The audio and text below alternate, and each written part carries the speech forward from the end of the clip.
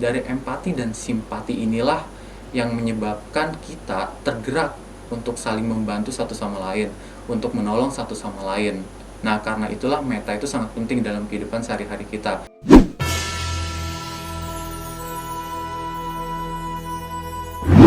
Selamat pagi semuanya, Namo Buddhaya. Kembali lagi dalam Dhamma Class hari ini dengan saya Rudi.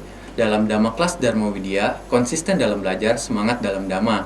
Nah, pada Dhamma Class kita hari ini, kita akan membahas mengenai kekuatan cinta kasih atau yang kita kenal dengan Karania Metta.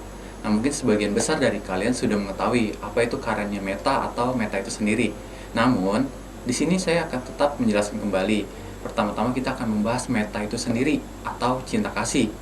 Cinta kasih atau metta adalah merupakan salah satu sifat luhur yang mengharapkan semua makhluk hidup tanpa terkecuali, baik yang dia bahagia atau menderita saat ini, baik yang terlihat ataupun tidak terlihat, baik yang kita kenal ataupun tidak kita kenal, agar selalu hidup bahagia dan terbebas dari penderitaannya. Jadi itulah pengertian singkat dari metta atau cinta kasih. Nah, untuk kekuatan metta atau cinta kasih itu sendiri telah dibabarkan oleh Sang Buddha di dalam Karania Metta Sutta.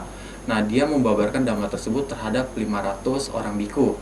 Di sini saya akan menjelaskan singkat mengenai Karania Metta Sutta itu sendiri, di mana pada awalnya terdapat 500 orang biku yang ingin melakukan meditasi. Nah, mereka memilih tempat-tempat yang cocok untuk meditasi mereka sendiri. Sehingga pada suatu ketika para biku tersebut menemukan tempat yang cocok untuk meditasi mereka, yaitu mereka melihat sebuah pohon yang besar dan terlihat nyaman untuk melakukan meditasi. Nah, namun ternyata di pohon tersebut terdapat seorang dewa yang merupakan dewa pohon yang telah lama mendiami pohon tersebut. Nah, akhirnya para biku tersebut melakukan meditasi di bawah pohon tersebut. Nah, karena merasa tidak enak dewa tersebut, dia beranggapan dia tidak sopan jika berdiri di atas para biku yang sedang meditasi, hingga akhirnya dewa tersebut meninggalkan pohonnya untuk sementara dan membiarkan para biku tersebut untuk melakukan meditasi. Singkat cerita, para dewa mulai merasa khawatir dan merasa gelisah. Mereka mulai berpikir sampai kapan para biku tersebut akan melakukan meditasi di bawah pohon tersebut, karena dewa tersebut hanya berpikir mungkin hanya 2 atau 3 hari saja.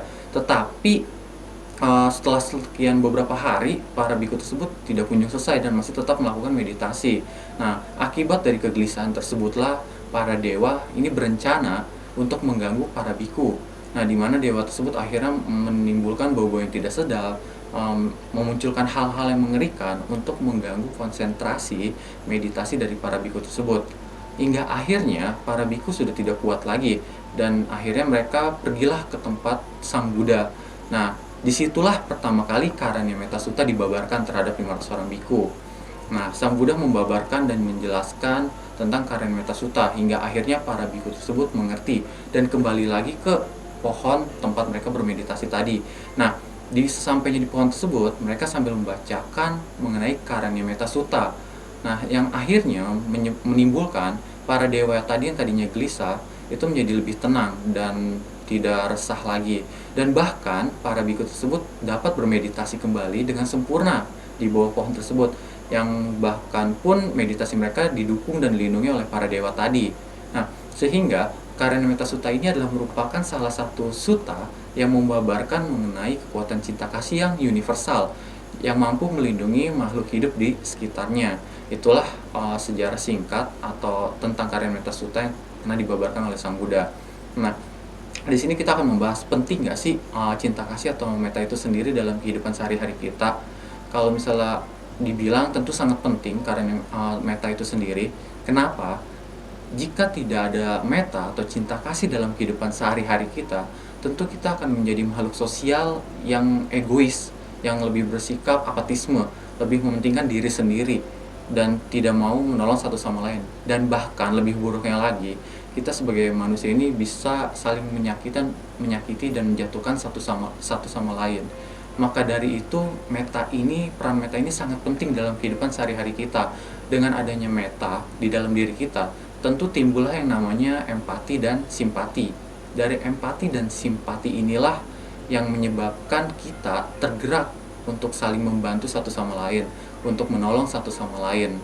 Nah, karena itulah meta itu sangat penting dalam kehidupan sehari-hari kita. Kalian tentu bisa membayangkan bagaimana jika dalam kehidupan sehari-hari kita ini tidak ada meta. Pasti dengan teman yang satu dengan teman lainnya saling menjatuhkan. Itu bahkan bisa saling mencelakai. Karena itulah peran meta di sini sangat penting dalam kehidupan kita. Nah, itulah peran meta dalam kehidupan sekarang ini. Lalu contoh dari karena meta atau meta itu sendiri apa sih? Nah, mungkin ketika kita membicarakan tentang meta atau kekuatan cinta kasih atau karena meta, akan terpintas di benak kita tentang di mana Sang Buddha mampu menaklukkan gajah Nalagiri. Nah, karena kekuatan cinta kasih Sang Buddha yang begitu luar biasa, gajah Nalagiri dapat ditaklukkan dengan kekuatan cinta kasihnya dan menjadi lebih tenang. Itu contohnya. Atau kalau contoh sederhana dalam kehidupan sehari-hari kita mengenai kekuatan cinta kasih, itu bisa kita temui hingga sekarang ini itu terdapat dari orang tua kita, yang dimana orang tua kita itu selalu membimbing kita, membantu kita, memberikan cinta kasih yang begitu luar biasa kepada kita. Nah, sehingga timbullah suatu yang namanya pertolongan sejati, di mana pertolongan sejati ini adalah merupakan suatu pertolongan yang tanpa mengharapkan balas jasa atau imbalan. Nah, entah sudah berapa banyak pertolongan sejati yang telah orang tua berikan kepada kita yang tidak terhitung lagi. Itulah mungkin contoh sederhananya tentang cinta kasih. Dengan ada cinta kasih dari orang tua terhadap diri kita, tentu kita bisa terlindungi dari beberapa hal yang buruk. Karena itu sangat pentinglah meta dalam diri setiap seseorang. Nah, itu contoh sederhananya. Nah, di sini saya akan menjelaskan apa saja sih manfaat yang akan didapatkan oleh seseorang apabila seseorang tersebut memiliki kekuatan cinta kasih yang begitu luar biasa. Nah, di sini ada 11 berkah yang akan diterima oleh seseorang apabila seseorang tersebut memiliki karunia meta yang luar biasa. Yang pertama, seseorang tersebut akan dapat tidur dengan bahagia. Dengan adanya karunia meta atau meta yang luar biasa, tentu dia akan saling menolong satu sama lainnya. Tentu hidupnya akan menjadi lebih tentram dan lebih bahagia. Dan yang kedua, ketika bangun pun dia akan bahagia. Nah, berbeda dengan orang yang apabila tidak memiliki karunia meta, tidur aja susah apalagi mau bangun, tentu nggak bahagia, nggak bisa. Nah, lalu yang ketiga, dia akan terhindar dari mimpi-mimpi yang buruk. Nah, itu berkah yang ketiga. Yang keempat, tentu seseorang tersebut juga akan disukai oleh banyak orang. Nah, itulah berkah yang akan kita terima dari memiliki karunia meta yang luar biasa. Dan yang kelima, kita akan disukai oleh makhluk-makhluk selain manusia. Contohnya itu adalah seperti dewa. Nah, berkah yang berikutnya itu adalah dewa tentunya akan selalu menjaga kita. Nah, lalu berkah yang kita terima selanjutnya adalah yang begitu luar biasa nih, tidak ada api, racun, atau senjata yang dapat melukai kita apabila kita memiliki kekuatan cinta kasih yang begitu luar biasa. Nah, dan juga dengan adanya karunia meta ini, kita dapat dengan mudah berkonsentrasi terhadap sesuatu hal. Kenapa? Karena kita memiliki kehidupan yang lebih tenang dengan adanya meta ini. Karena itu meta sangat penting dalam hidup kita. Dan berkah yang berikutnya itu adalah kita memiliki ekspresi yang tenang. Nah, kenapa tenang? Pertama, kalian bisa bayangkan dengan adanya meta, tentu kan kita saling menolong orang lain. Nah, selalu berbuat baik, yang artinya tidak merugikan semua makhluk. Tentu membebaskan semua makhluk dari penderitaan, sehingga menyebabkan kita menjadi lebih tenang dibandingkan apabila kita selalu berbuat jahat atau buruk. Nah, tentu yang tadi dibilang mau tidur aja nggak tenang, apalagi punya ekspresi yang tenang, pasti ekspresi kita akan selalu gelisah, selalu takut. Karena itu dengan adanya meta ini, karena meta ini, kita tentu akan memiliki ekspresi yang tenang. Itulah berkah yang akan kita terima. Dan yang ke-10 ini, berkah yang kita terima ini adalah ketika kita meninggal nanti, kita meninggal tanpa kegelisahan. Karena semasa hidup kita mungkin kita telah banyak berbuat baik, telah banyak menolong makhluk hidup, telah banyak menyebarkan cinta kasih atau meta kita. Tuh.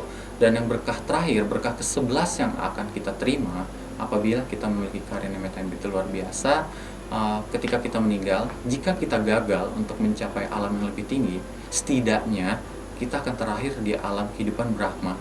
Nah, itulah berkah yang luar biasa apabila kita mampu mengembangkan karunia meta kita. Itulah 11 berkah yang dapat saya sampaikan apabila kita memiliki meta atau karunia meta yang begitu luar biasa. Nah, lalu bagaimana sih cara kita untuk mengembangkan karunia meta tersebut?